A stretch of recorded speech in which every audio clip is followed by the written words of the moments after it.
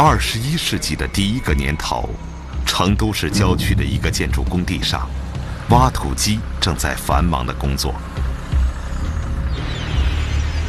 铲子一次次地掘开沉睡的泥土。忽然，有人发现土里边出现了一些白色的东西。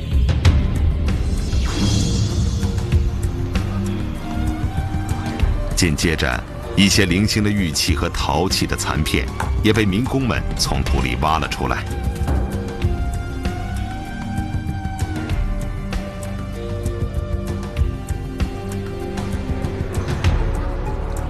那是什么？是什么人把他们遗失在这里？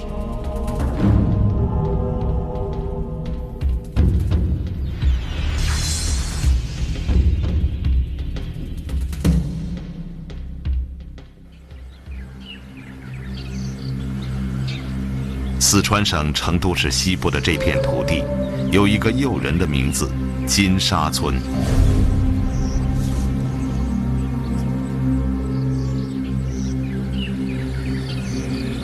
世世代代在这里耕作的农民，从来没想过这片地方为什么会有这样一个让人遐想的名字。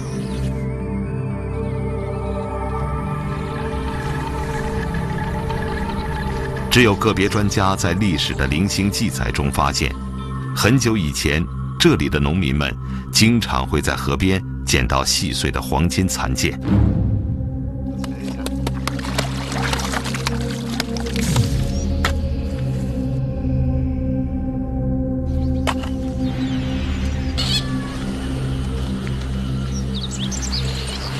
据说金沙村也就因此得名。目前可以证实的是，至少在1000多年前的5代时期，金沙这个地名就已经出现，至今一直没有改变。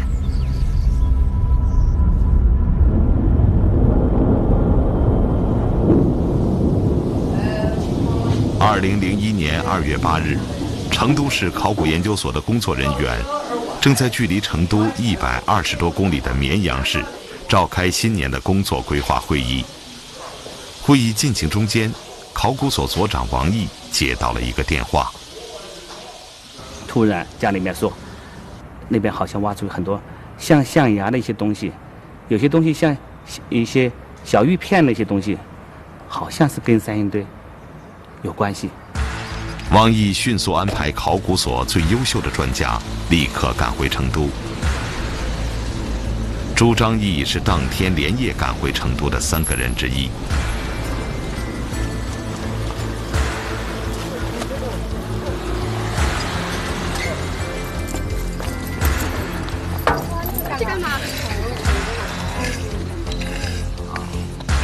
进来之后就发现了，当时有2条沟，那2条沟实际上一条都是埋那个雨水的，那一看，那就发现了非常多的那个玉器和到处是象牙的残渣。另外一个呢，从断面上看的话，有3到4个地点都可以看到大量的象牙。考古队员首先把挖土机挖出来的泥土拿回去，仔细清理，没想到结果大出他们的意料。机器挖起来的那个泥土里面，大量的玉器，大量的一些重要的文物，是我们过去是不可以想象的。我们过去知道，像一个考古墓葬或者遗存里面出1、2件玉器或者1、2件金器、青铜器，这些东西都是非常令人激动的。现在这个地方不是1、2件，象牙1吨计，那些玉器都是到。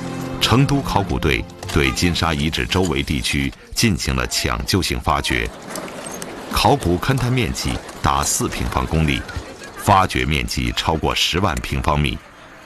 结果探明，金沙遗址蕴含着更多的内涵。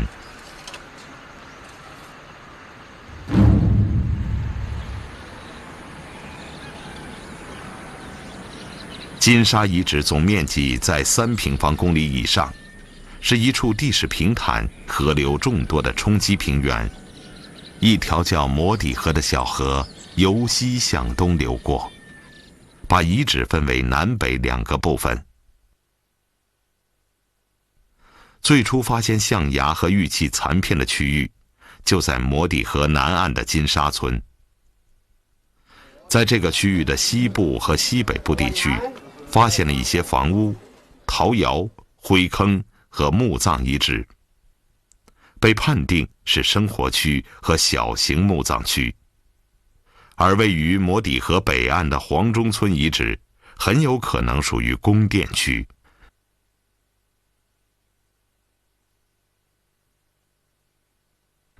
显而易见，金沙遗址曾是一处古代人群聚居的地方，有着严密的布局和精心的设计。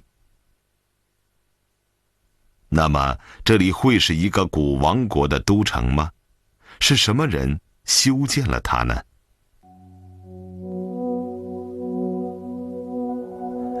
由于其他区域出土的文物有限，人们都把期望放在了金沙村的中心区域。既然挖土机掘出的浮土中都堆满宝藏，那么地面下一定还会有更大的收获。当时考古人员清理完浮土后，按照正规的考古程序，小心地开掘探方。在最先出土的一个土坑里，密集着各种金器、玉器、青铜器和象牙。器物堆积的虽然拥挤，但并非杂乱无章，而是有着某种特别的次序安排。接下来，一个又一个的堆积坑出现了，有的堆满了大大小小的石壁，有的里面放着许多野猪獠牙、鹿角和少量的象牙、玉器、陶器等物品。难道这里是古人的一个垃圾场吗？但是，除了动物獠牙和角之外，并没有发现动物其他部位的骨头，说明这些骨头并不是生活废弃物，而是有着特殊用途的用品。有些东西好像是一个待加工的原料或者半成品，好比象牙，而是有的被锯成一节一节的，那么这是一个待加工的一个东西。还有很多东西，好比猪的牙齿、鹿的角都被分门别类的放在一起，这好像是一个库房，好像是个原料库房。那在金沙遗址的这个玉器里，我们还发现了一种成型对开的一种工艺。这种工艺技术就是说2件玉器一块儿做，那么这种做好了以后再来1分为2这种破开，那么这个就是一个这个实物的标本。我们可以看到它中间还没有把它切断。那么这些玉器呢，成为我们了解古人加工玉器方法的一个最好的一个材料。像这些现象，给我们感到这个地方好像是一个贵重物品的加工的一个场所，很像是一个统治阶级的手工业作坊。不同意的人则指出，如果是手工业加工作坊区，为什么没有发现加工工具呢？有专家认为，这里应该是一个专门的祭祀区域。我们说它是祭祀的话，主要基于几个方面的原因。一个是野猪的牙的话，经过鉴定都是野猪的下边2颗牙齿，也就是说它有选择性的。那么另外一个就是说玉器、象牙类当时来讲非常珍贵的东西，那么它也放在这儿来了，因为这类东西它应该不会乱扔的。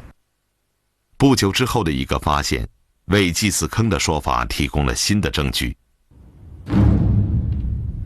就在金沙遗址的中心区域，考古队发掘出了19具龟甲。它们并不是普通的动物骨头，每块龟甲上都有烫烧后戳成的小孔，和殷墟甲骨十分相似。虽然在补甲的背面没有发现文字，但已经足以说明它们是用来占卜的龟补甲。在遥远的古代，巫师们占卜时常常会用烧红的金属棒在龟壳上烫烧，然后根据烫烧后的小孔边缘的裂痕来确认凶吉。预测未来，而龟壳的大小往往代表了统治者的权势。金沙发现的这片长达59厘米的龟甲，被认为是有史以来发现的最大的龟部甲。这不仅表明当时祭祀者有着极高的地位，很有可能是国王，而且有力地说明遗址中心区是一个庞大的祭祀区，成了厚厚的多层的遗物，给几千年后的人们带来无穷的感叹。对祭祀坑的用途仍旧存在一些争论，但无论如何，这些土坑是金沙遗址最重要的财富库房。从中我们不仅可以见识到古人的手艺和智慧，还可以了解到很多远古时代的状况。根据出土陶器的器型，考古学家初步判定金沙遗址的年代大约是商代晚期到西周早期，是从远方运来的。从历史地理的研究成果来看，在3000多年前的商代，中国的中原地区还有大象，甲骨文里就有商王捕象的记录。殷墟考古也发现了一些象的骨头，因此地理位置靠南的四川有大量的象群出没是不奇怪的。大象一般生活在气候比较温暖的地区，如果3000年以前成都平原确实有众多的大象群，那么是否意味着在那个年代四川盆地的气候与现在大不一样呢？中国气候变冷，那是西周开始的事情。但是呢，四川地区由于群山环塞，有秦岭巴山围绕，冷空气绕到外面走了，所以它的可能影响不大。所以在西周，我想四川仍然有很多象群。直到四川盆地人们的活动日益频繁，很多象被捕杀，大象可能在更进一步的向南迁移。越来越多的考古发现提供了类似的证据。在金沙遗址现场有一株巨大的古树残骸，这样的大树现在已经很难见到了。现代人居然找不到能一次搬运古树的工具，不得不把它锯成几段，而每一段的重量都在3吨左右。那么这个树的年代的话，死亡年代经过碳十式测定，它的死亡年代距今是6500年。那么它的生长年代的话，我们看的话，它是有1000多年，也就是说它的小树苗的时候到现在应该是有将近8000年的历史。那么这个树的质地的话非常致密，也就是说它非常沉。那么到现在为止的话，中间那一段的话一共还有10吨重。那么这个树的最大的直径有2.1米，最长呢是27米。那么树种呢，它实际上是一种香果树。那么香果树在整个成都平原来讲的话，现在已经没有了，但是在成都附近的高山上的话还有一些但是它都已经变成灌木了。也就是说，这种环境的变化的话，对树木影响非常大。那么这是6000年前的，那么到金沙来讲有3000多年前的，到船关来讲的话有2000多年的。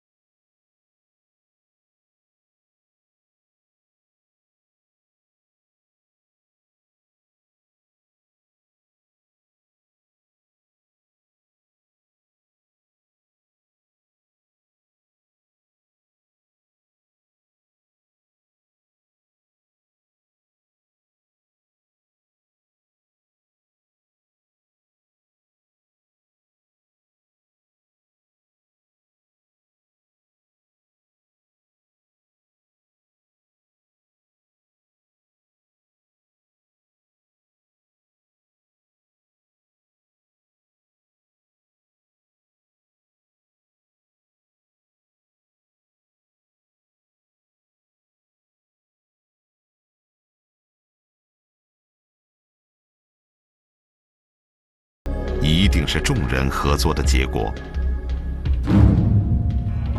捕获大象的日子，也许就是一个节日，人们将象牙献给国王，当作祭祀品或者装饰品。在这件出自金沙遗址的玉器上，刻着2个小人，他们手里面抱着的就是象牙。不过，打猎已经不是这个原始民族主要的生存方式了。考古发现表明，金沙先民懂得如何生产粮食，他们处于先进的农耕文明状态。2002年，在金沙遗址发现的这件物品让很多人吃惊，它的形状很像现代的铲子，用一块整木制成。有人认为这是一种农耕用具，叫耜，是用来翻土的，适用于稻作农业。相对安定的农耕生活使人们有很多的空余时间从事手工业劳动，大量的陶器出现了。这个最大的陶罐高度超过1米，可能是目前国内出土的体型最大的古代陶器。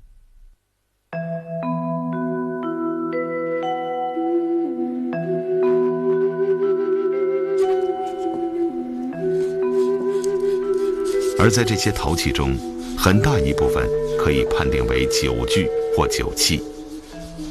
酿酒活动的前提是有多余的粮食，因此专家认为，3000多年前的金沙人应该生活在一种食物充足的状态下。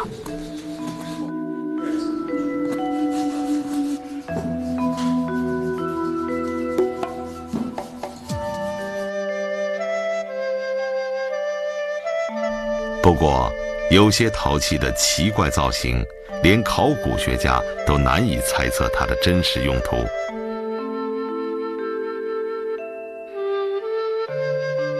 这种尖底陶器头重脚轻，不可能安稳地放在某个地方。当时有可能是放在某种器座上的，但是在金沙并没有发现专门的器座。人们联想到这种尖底器曾经流行于四川盆地东部地区。那么这里的居民会不会是一个来自东部三峡地区的巴人部落呢？所有推测都碰到了不可解释的障碍。考古发掘的现场不断给人们带来新的喜悦和新的迷惑。一天早上，考古队长朱章义像往常一样来到现场。忽然，他听到不远处有人发出叫喊声。哎，那边突然吼起来了！哎，看这什么东西？我们过来一看，哎，一个玉琮。那玉琮一看的话，那么大、那么长的一个玉琮的话，因为在整个四川地区来讲没发现过。一看那颜色的话，非常漂亮。哎，哪儿那么好的玉啊？在成都来讲非常罕见那么大好的玉。最后再把它表面的泥干玉取干净一看，哎，那上面什么东西？还有微雕了，还有那个神面纹。那这个东西是良渚的呀，就环太湖地区的一个文化的一个东西，它怎么会跑到成都来了？当然觉得非常奇怪。哎，那么实际上那个东西发现之后的话，我们也非常兴奋。拿回去之后呢，马上进行清理，清理之后和良渚的东西再进行认真的对比，一看那东西就是良渚的东西。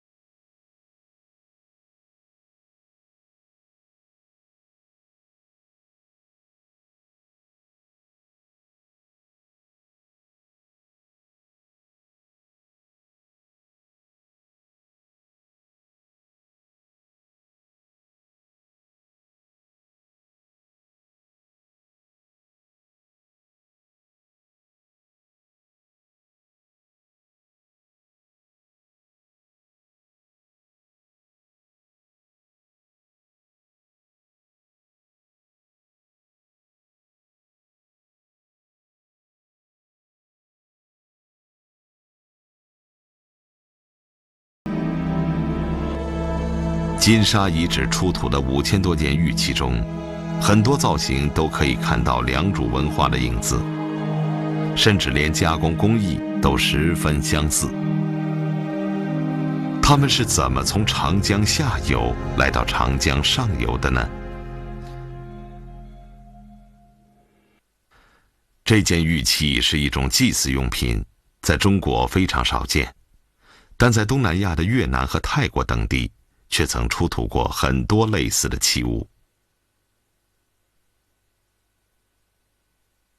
而玉器当中的玉矛、玉戈、玉钺等利器却就明显和中原同时代文物一致。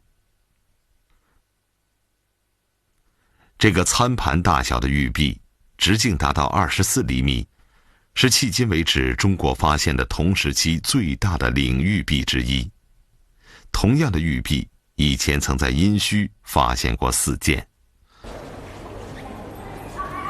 当时的古人赋予了玉特殊的宗教含义，在《周礼》上面记载到，古人以玉作6器，以礼天地四方，以苍璧礼天，以蝗虫礼地，以青龟礼东方，以赤章礼南方，以白虎礼西方，玄黄礼北方。也就是说，玉器的用途很广，天地四方的祭拜都会用到它们。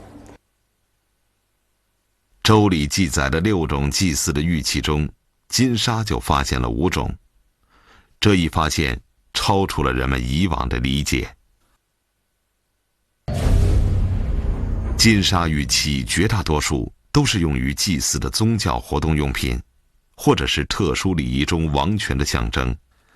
看来当年金沙人对玉相当崇尚和尊重，而崇玉是商周时期中原文化的一大特点。这说明金沙文化和中原文化有着深刻的内在联系。所以从它这个重玉这个传统来看，它也可以也说明它和东方的联系是非常紧密的。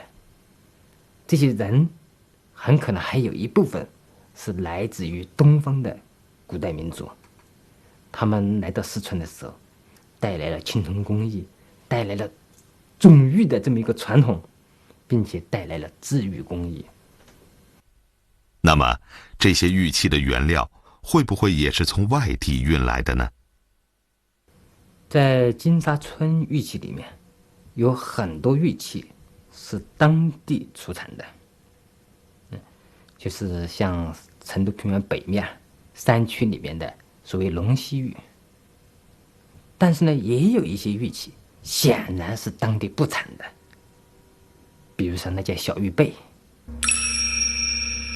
那个玉调看起来就很像是新疆的和田玉。这个猜测令人惊讶。如果它真的是来自新疆的和田玉，那么3000多年前，它是怎么越过崇山峻岭来到成都平原的呢？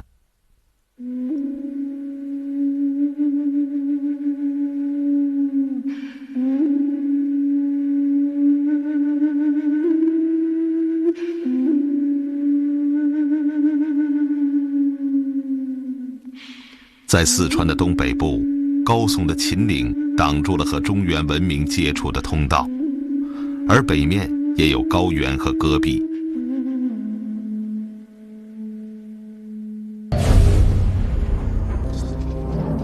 文字记载，直到公元前7世纪，当中原强盛的秦王国要讨伐这里时，一条接通中原的危险的山路才被修通。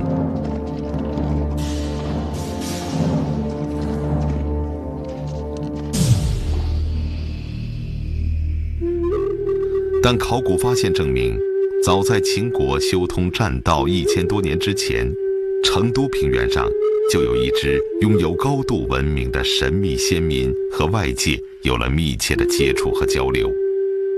他们究竟来自于哪里？是不远处的三峡地区吗？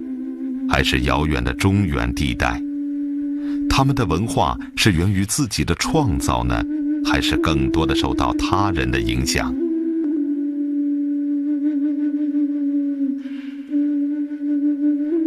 考古发现总是在给人们讲述那些逝去的往事，但是金沙遗址讲述的往事却总是呈现出扑朔迷离的形象。金沙先民对玉的崇拜证明他们深受中原文化的影响，而更多的证据却说明了他们的独特性。金沙遗址出土了不少金器，例如这个只有 3.74 厘米高的神秘的面具，这些蛙形的金箔，以及这个不知道是什么用途的喇叭形器。这些金器所表达的历史信息和玉器完全不同，因为金器的用途和制作技艺都显现出和中国其他地区不同的文化内涵。在北方，虽说我们发现了比较多的，它不过是一些小的耳环、臂串这样一些东西，这些都是戴在人身上的装饰品。而金沙村呢，却是装点着神或人脸上，或者是作为人附属的饰件，这一个就和北方完全不一样。金沙的金器在中国其他地区找不到同类，却在四川发现了极其相似的类型。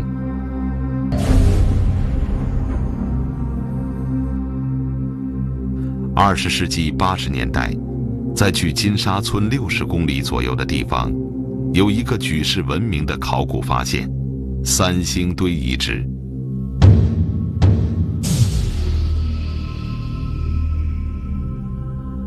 2个祭祀坑里出土了1700多件风格特异的文物。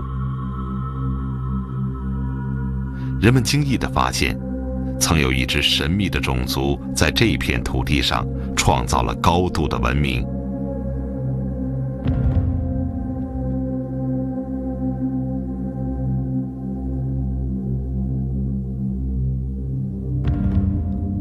三星堆挖掘出的青铜雕像和面具，是中国考古界独一无二的文物，造型更接近西亚文化。有人因此怀疑三星堆文明是从西部迁徙来的，但考古学家否定了这种猜测，认为三星堆文明是土生土长的四川古文明。可是考古证据显示，三星堆文明在突然之间就消失了，它似乎没有来源，也没有去向，让人感到无比的神秘和不可思议。有人说是外族的入侵毁灭了三星堆，也有人认为是肆虐的洪水逼迫三星堆居民举国外迁，但所有说法都没有证据。多少年来，考古学家一直在寻找三星堆的去向。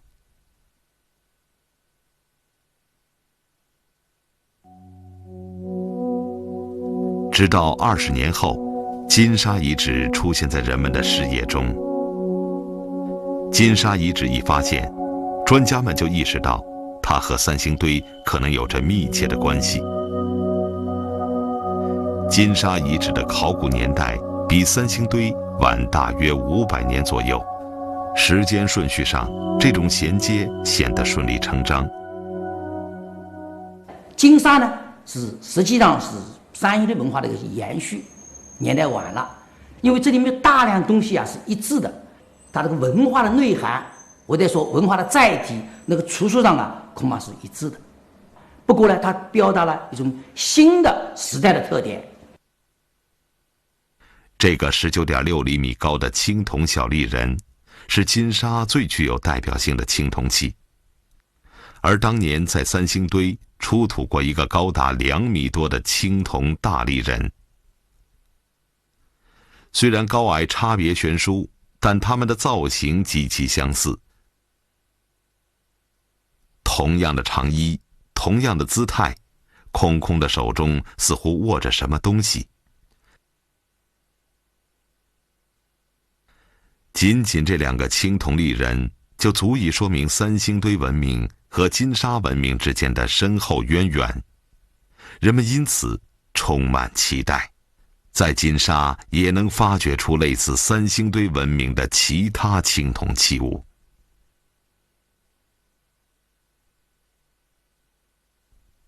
但是，直到今天，金沙遗址还没有发现完整的青铜人头、青铜面具和青铜神树。难道青铜立人只是一种偶然现象吗？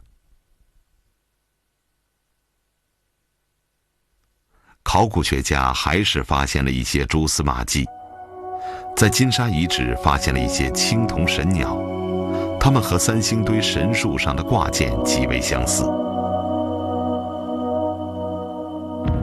这个青铜小立人的下部，很明显可以看出，它是插在某个大件物品上的。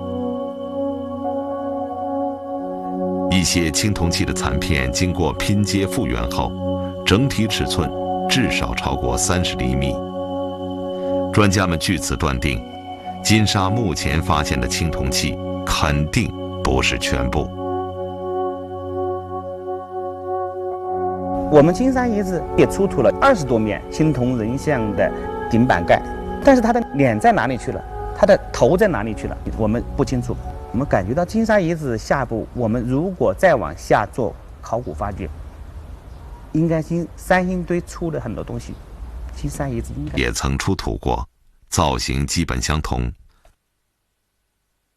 他们跪在地上，双手被反绑在身后，表情痛苦。所有石人都梳着一模一样的发型，脑袋顶部的头发像一本打开的书，脑袋后面还拖着一根辫子。他们应该是社会最底层的人们，可能是奴隶、罪犯或者战俘。问题在于，为什么要给这些卑微的人物塑像呢？金沙的石龟人像出土时，旁边同时摆放着2只石虎、1条石蛇，还有2根卷曲的石尾巴。这个场面很像是某种特别的仪式。石虎的造型简洁生动，形象活泼可爱。尾部有一个洞，用来插石尾巴。石蛇是以写实的方式雕成的。老虎和蛇肯定是古蜀国人十分熟悉的动物。它们的具体含义虽然不得而知，但看起来是用在祭祀活动中的小道具。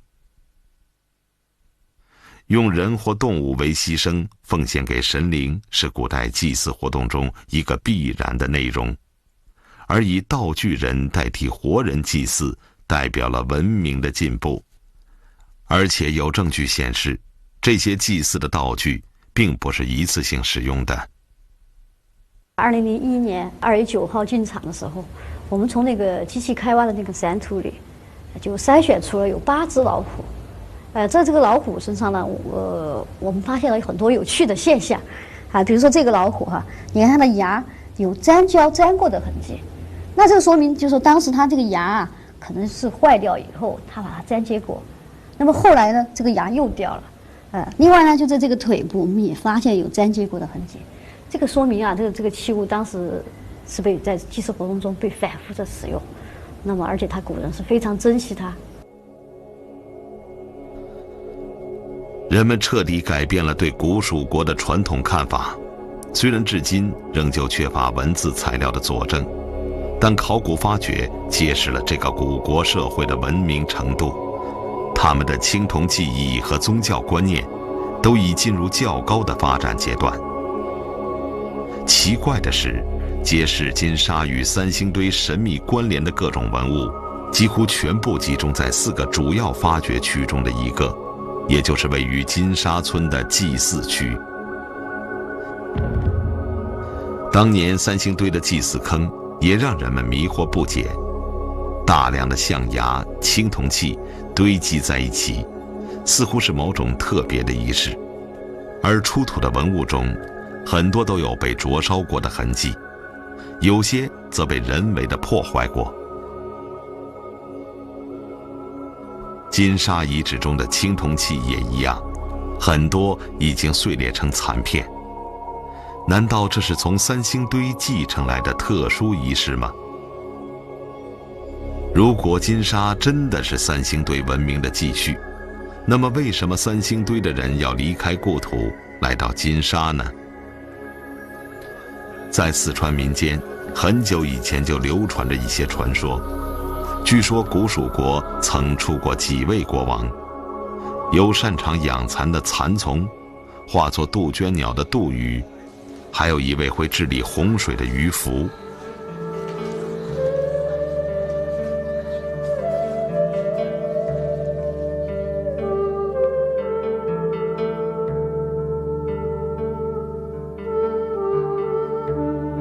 曾有人猜测，这几位国王代表了古蜀人的几个图腾阶段。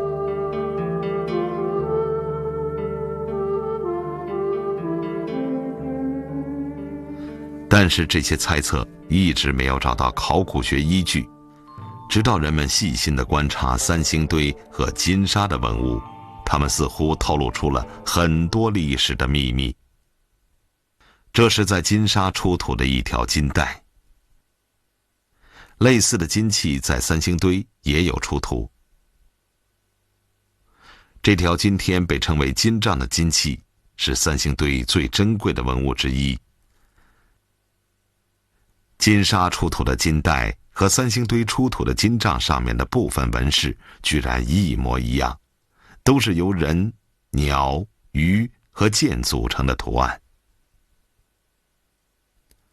民间传说得到了部分印证，大量的鱼和鸟的形象说明古国的人们很有可能经历过鱼鸟图腾的阶段。显然，两个古文明的人们有着类似的宗教信仰和宇宙观念。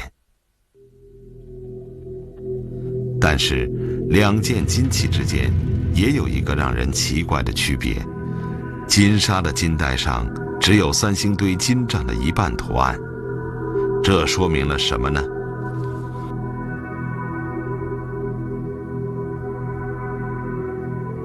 两个极其相似的青铜立人其实也有些不同。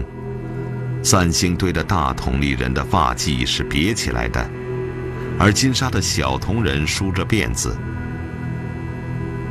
对三星堆的研究显示，凡是头发扎成发髻的，都是身份较高的祭司。人们推测，梳辫子的可能代表着世俗权力的掌控者。这个不起眼的差别暗示了一个重大的历史信息。我们就怀疑三星堆这个王国的覆灭，很可能就是由于这个戴辫子的和扎发髻的宗教的世俗的，他们在权力分配上发生了问题，最后发生了内部的争斗，争斗就形成了三星堆王国的分裂。其中获得权力最大的一部分人，可能就是金沙村，这个遗址的主人。他们从戴发髻的那些人那里面夺得了宗教权力，并且在三星堆遗址的南面一点建立了一个新的城邑。金带图案的问题也因此得到了一种解释。由于来到金沙的人只是三星堆居民中的一个种族，所以他们只用了图案的一半。